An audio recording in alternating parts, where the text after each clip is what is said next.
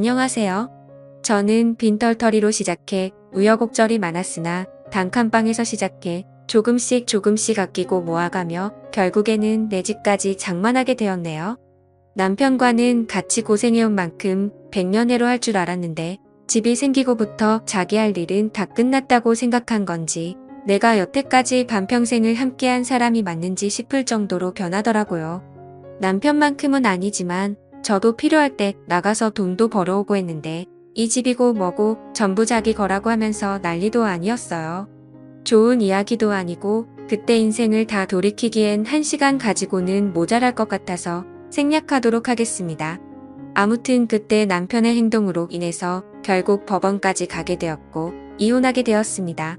남편과 저 사이에는 딸이 하나 있었어요. 남들처럼 둘 낳아서 잘 살고 싶었지만 상황이 힘들다 보니 한 명도 버거워서 딸아이 하나에서 멈추게 되었습니다. 이혼은 어차피 딸아이가 대학까지 가고 나서 했으니 양육권 같은 부분에 있어서는 따로 상의할 것도 없었습니다. 딸아이 또한 지 아빠가 아니라 저를 택했고 그렇게 딸아이랑 저랑 둘이서 같이 살게 되었습니다. 딸이 비록 공부하는 조금 밤쌓고 지냈어도 운동신경도 좋고 누굴 닮았는지 얼굴도 예쁘고 해서 주변에 항상 남자가 끊이지 않았습니다. 대학교 들어가고부터는 자기가 누굴 만나고 있는지 남자친구라며 엄마인 저에게 전부 다 소개를 시켜줬지요. 딸아이가 남자 보는 눈이 형편이 없더라고요. 앞길 창창한 잘 배운 사람들은 애초에 관심도 없었던 것 같습니다. 저도 대학을 나오지 않았으니 대학이 인생의 전부라고 생각하지는 않아요. 대학교 나오지 않아도 열심히 잘 사는 사람들 많은데 딸이 연애한답시고 골라오는 남자들은 하나같이 왜 그 모양인지 싶더군요. 문신 같은 건 대체 어디서 하는지 그나마 남자친구라고 데려온 사람 중에 마음에 차는 사람들 몇 명은 그나마도 문신이 옷에 가려져서 있는지 없는지도 모르는 사람들이었습니다. 그래도 어린 나이니 결혼까지는 하지 않겠지 싶었는데 다행인 건지 불행인 건지 작은 일에도 쉽게 실증을 내는 딸아이는 남자친구한테도 쉽게 실증을 내더라고요. 문제는 우리 딸이 다른 건 다 쉬어도 연애만큼은 쉬는 적이 없었어요. 어제 남자친구라고 저한테 누굴 소개하면 다음날에 다른 남자가 또 남자친구라며 저한테 소개하는 적도 있었습니다. 모두 몇 명이었는지 물어보신다면 제 기억에 남는 사람들만 더해도 제 손과 발을 다 합쳐도 헤아릴 수 없을 정도로 많았습니다. 그런데 말했다시피 우리 딸이 만나는 남자들 수준이 대부분 그렇다 보니 솔직히 걱정이 더 되더라고요. 연애야 자유롭게 할 수 있지만 그래도 결혼만큼은 안정적인 직장을 가진 사람이랑 하거나 적어도 해코지만큼은 하지 않을 만한 사람을 만났으면 싶었거든요. 연애관이 쉽게 바뀌지는 않았는데 그래도 우리 딸이 어디서 본 건 있는지 연애랑 결혼은 따로 생각하고 있으니 걱정 말라고 했어요. 따로 취직도 안 하고 그러고 있는데 이번에는 남자친구가 아니라 결혼 상대를 소개시켜준다고 저를 불러내더라고요. 일도 안 하고 어디서 저런 사람을 물어왔는지 여태껏 소개받은 사람들하고는 전혀 다르게 멀쩡한 사람이었습니다. 정신머리도 똑바로 박혀있는 듯했고 직장도 제법 이름 있는 대기업을 다니고 있는 사람이었어요. 당연히 문신도 없었고 말입니다. 그동안 딸이 어떤 남자들만 골라서 만나왔는지 알고 있었기 때문에 결혼 상대라고 데려온 사위를 처음 봤을 때는 안도감도 들고 한편으로 너무 기쁘기까지 했습니다. 다만 문제가 있었으니 사위가 직장도 안정적이고 다 좋지만 따로 가족이 없는 사람이었어요. 스스로의 힘만으로 저렇게 성공했으니 높이 쳐줄 부분이 있는 건 인정하지만 결혼하기에 당장 직장 말고는 아무것도 없었답니다. 그나마 다행인 건 그동안 학자금 대출이며 이래저래 빚이 많았는데 그건 이미 다 갚고 없다는 사실이었지요.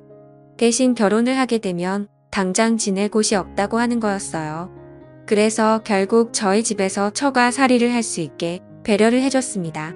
사위가 힘들게 자라왔지만 예의가 참 바르더라고요.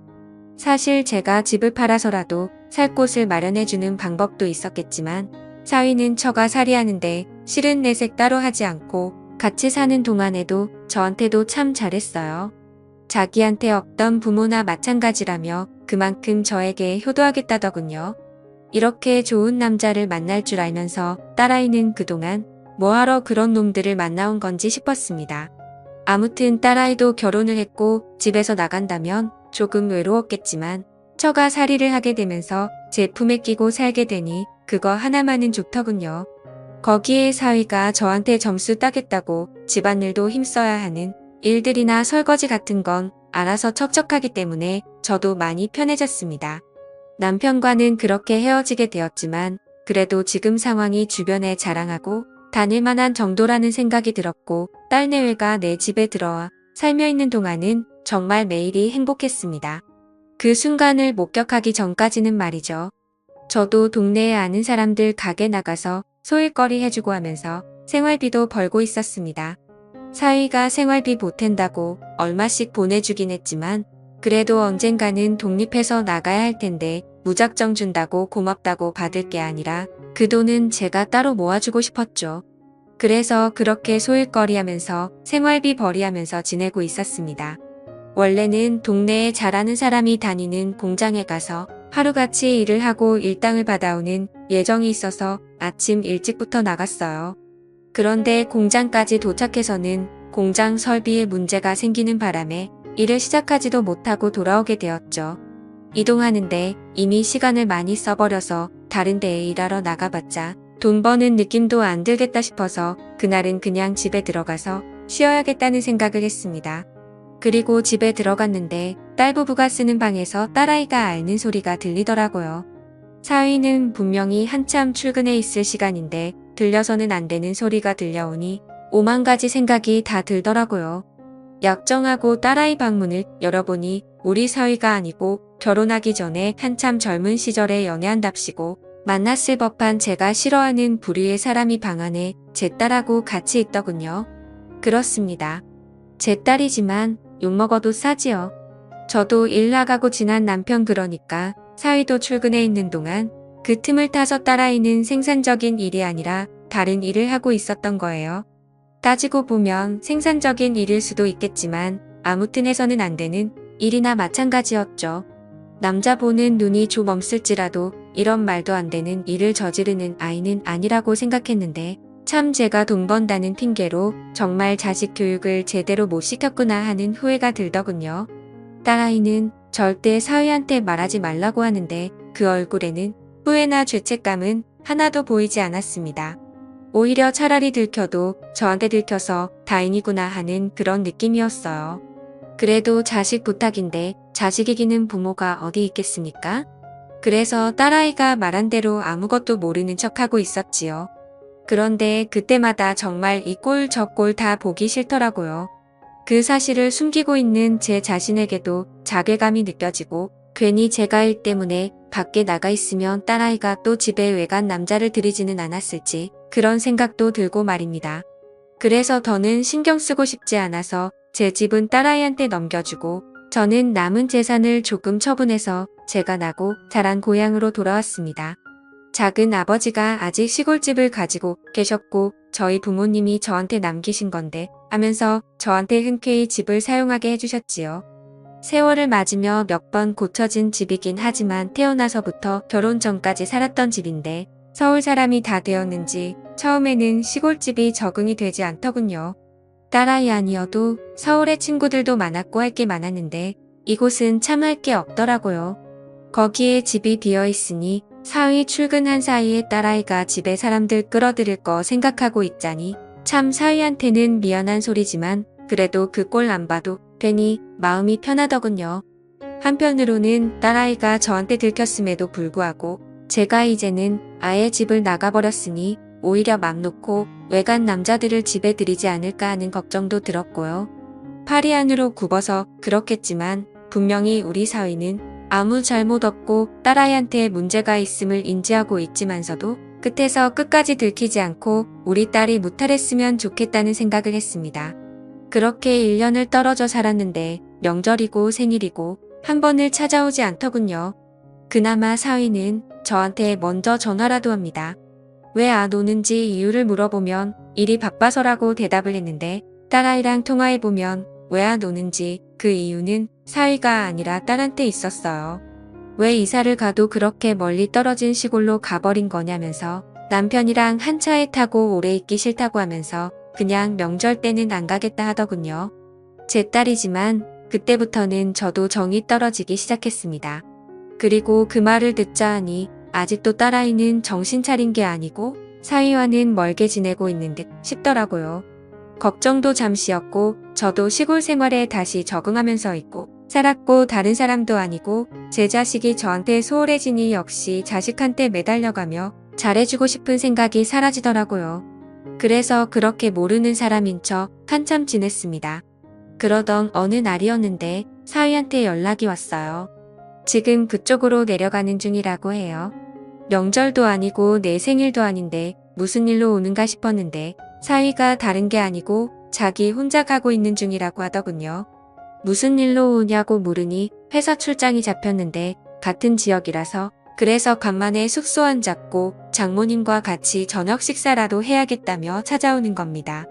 음식은 제가 서울 살 때 엄청 좋아해서 일주일에 한 번씩은 꼭 가던 국밥집이 있었는데 그게 생각나실까봐 포장해서 가지고 오는 중이니 밥도 차릴 필요 없다 하더군요. 내 자식이 나한테 이렇게 소홀한데 신경 써주는 사위 마음 씀씀이가 너무 좋더라고 합니다. 아무리 회사 일로 출장을 왔다고 하지만 여기는 도심에서도 많이 떨어진 시골 동네인데 끝끝내 숙소 안 잡고 저희 집으로 오겠다는 거잖아요. 거기에 저 번거롭지 않게 식사도 포장해오고 그것도 모자라서 제가 제일 좋아하던 식당을 기억해서 거기 음식을 사오는 기까지 했으니 말이지요. 이렇게 자상하고 섬세한 남편을 두고 내 자식은 왜 정신을 못 차리고 저러는지 싶더라고요. 그래도 그동안 시골에서 혼자 지내느라 적적했는데 오랜만에 사람이 있으니 좋더라고요. 결혼하면 다들 편해져서 살이 좀 찐다는데 사위는 어째 살이 더 빠진 것 같다고 물으니 그냥 쓴 웃음만 짓고 아무 대답도 없더라고요. 아주 보고 싶었는데 못 내려와 미안하다. 길이 먼데 어찌 오느냐 괜찮다. 이런 뻔한 안부를 몇 마디 주고받으니 할 말이 많이 없어 조용해졌습니다. 사위도 사실 능글맞은 부분도 없고 아무래도 편하게 있기는 힘들었겠지요. 그래도 저 생각해서 이 먼 길을 와준 것만 해도 불편해 보이는 모습에도 고맙기까지 하더군요. 그동안 혼자 시골에 있는다고 할 게 없어서 이것저것 만든 당금주들이 있었는데 사위가 술을 좋아하는 건 알고 있어서 인삼주례하면서 너무 긴장하지 말고 편하게 있으라며 사위한테 술을 한두 잔 권했습니다. 처음에는 사위도 머뭇대더니 그래도 좋아하는 술에 직접 담근 귀한 술이다 보니 좋아하는 술을 안 마시고 지나칠 수는 없었나 봅니다. 그때그때마다 담궈둔 술이 많다 보니 다른 사람도 아니고 내 딸 먹여 살려주는 사위가 마시는데 아깝지는 않았습니다. 사위는 사양하면서도 계속 한 잔 한 잔 마시다 보니 어느덧 잔뜩 긴장해서 힘이 들어가 있는 모습은 온데간데 없고 슬슬 몸이 풀리는 듯 싶더라고요. 그래도 회사 일 때문에 왔는데다가 다음 날 일도 봐야 할 텐데 술이 어느 정도 들어가니 그만 마시게 해야겠더라고요. 그런데 사위는 이 정도 취하는 건 괜찮다며 계속해서 잔을 채우더군요.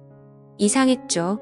같이 한 집에 살던 시절에도 술을 그렇게 좋아하지만 제 앞에서 취한 모습 보일 수 없다며 회식같이 술을 피할 수 없는 자리에 나가더라도 항상 절제하던 사위였는데 혀가 꼬부라질 때까지 자기는 술 세다고 괜찮다고 하면서 계속해서 마시고 있었으니 말이죠. 당금주라고 해봐야 어차피 시간이 남아서 담근 고급 술도 아닌데 말입니다. 그때까지도 저는 별 생각 없었어요. 그냥 표현하는데 서툰 사위가 장모를 오랜만에 만난 나름대로의 반가움의 표시라 생각했습니다. 어차피 혼자 사는 집이다 보니 방이 남아서 저는 10시만 되면 졸린 이 사위가 잘 곳을 마련해 놓고 저는 먼저 자겠다 말하고 혼자서 잠자리에 들었습니다. 그리고 제가 잠에서 깨고 만 건 한참 깊은 잠에 들어 있어야 하는 새벽이었죠. 이불맛에서 느껴지는 인기척에 잠에서 깨고 저는 이내 소스라 치게 놀라고 말았습니다. 제 이불맛에 있던 건 제가 마련해준 방에서 자고 있어야 할 사위였습니다. 열려있는 문 쪽으로 거실을 보니 술병이 셀 수도 없이 나뒹굴고 있더군요. 술을 얼마나 마신 건지 가늠조차 되지 않았습니다. 혹시나 사위가 술에 너무 취해 제 정신을 못 챙기는 건가 싶더군요.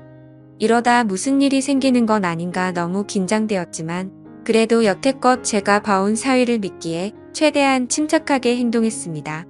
최대한 사위의 기분을 상하지 않게 무슨 볼일이냐고 침착하게 물었는데 사위는 갑자기 제게 다가오더군요.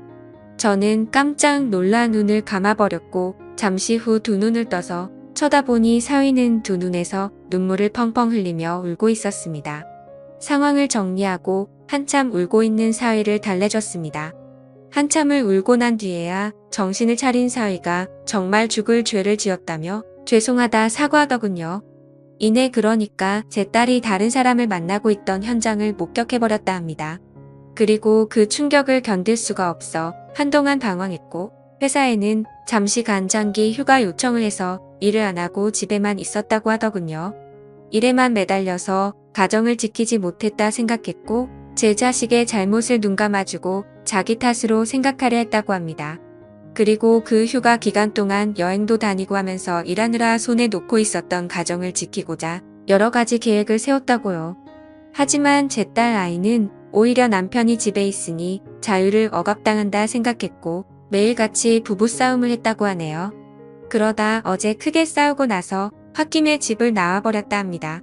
사과하려고 집에 들어갔더니 제 딸 아이는 그새를 못 참고 남자친구를 집에 들인 상태였고 그 상황을 목격한 사위는 그 길로 다시 집을 나와버렸던 거였고요.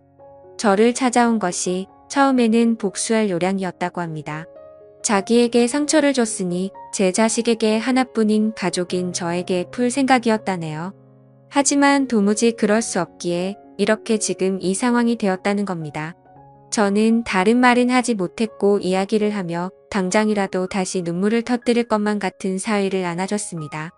그리고 저도 사과했어요. 미안하다고 자식의 잘못을 알고 있었는데도 나는 도망치는 걸 택했다고요. 나에게는 부모 자격이 없으니 이런 일을 당해도 싸다 했습니다. 그렇게 한참 동안 둘이 부둥켜 안고 눈물을 흘렸습니다. 그리고는 저는 사위에게 마음이 풀릴 때까지 이 집에서 지내다 가라고 권했습니다. 어차피 회사에는 장기 휴가를 내놓은 상태라고 했으니 시간적으로 여유가 있다고 생각했고요. 그렇게 사위와 함께 시골집에서 같이 살고 있는 지가 2달이 다 되어갑니다. 마치 연인이 된 것처럼요. 그리고 제 딸 아이한테서는 전화가 계속해서 오네요. 자기 남편이 집을 나간 것 같다. 연락받은 거 없냐면서요. 생활비도 떨어져가고 혼자서 못 살겠다고 하는데 그렇게 궁금하면 한 번이라도 내려와 보면 될 것을 그럴 생각은 없어 보이고 불만만 털어놓네요. 구제불능이고 정말 한심하다고 생각이 들더군요. 2달이 지나가다 보니 사위는 이제 자기가 언제 돌아가야 할지 모르겠고 이렇게 지내는 것도 나쁘지 않은 것 같다고 합니다. 그냥 결혼이고 회사고 다 놓아버리고 여기에 와서 살고 싶다고 하는데 시골 동네다 보니 주변 사람들에게는 사위가 휴양차 내려왔다 둘러댔긴 했지만 언제까지 이 상황을 숨길 수는 없을 것 같아 걱정이 됩니다. 제 자식이 잘못을 하긴 했지만 제가 계속 이렇게 있어도 되는 걸까요? 오늘도 같은 고민을 하면서 잠에 들 것 같네요. 이야기 들어주셔서 감사합니다.